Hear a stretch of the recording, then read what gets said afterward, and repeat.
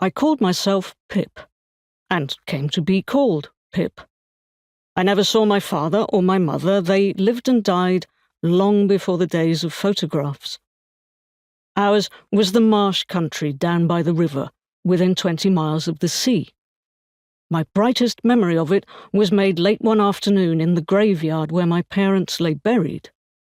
Beyond me was the dark wilderness of the marshes, with scattered cattle feeding and the wind rushing in from the savage sea. And there was Pip, myself, a small bundle of shivers, growing afraid of it all, and beginning to cry. "Hold your noise!" cried a terrible voice, as a man started up from among the gravestones. "Keep still, or I'll cut your throat." He was all in convict grey, an iron shackle on his leg, and an old rag tied round his head. An escaped convict, who had been soaked in water and smothered in mud, who limped and shivered and growled. His teeth chattered as he seized me by the chin. "Oh, don't cut my throat, sir," I pleaded in terror. "Tell us your name," said the man. "Quick." "Pip, sir." "Once more." "Pip, sir." "Show us where you live," said the man, glaring. I pointed to where our village lay. The man then turned me upside down and emptied my pockets. They held nothing but a piece of bread.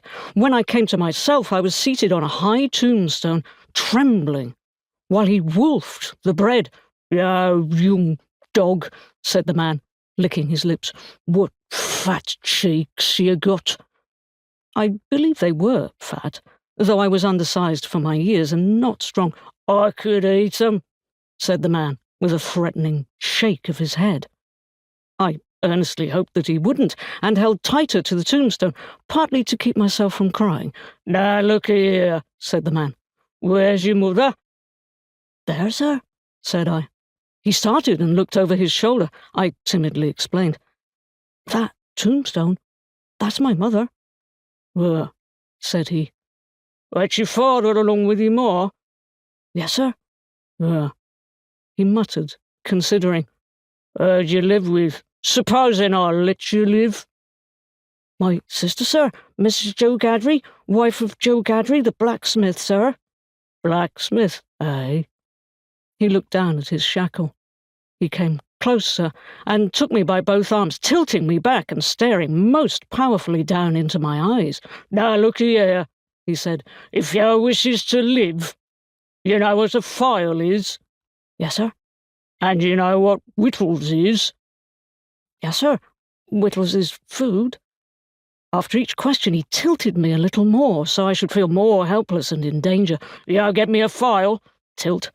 "And you get me whittles," tilt. "You bring 'em both to me," tilt, "or I'll have your heart and liver out." I was so giddy that I clung to him with both hands and said, "If you would kindly keep me upright, sir, perhaps I shouldn't be sick, and perhaps I could listen more."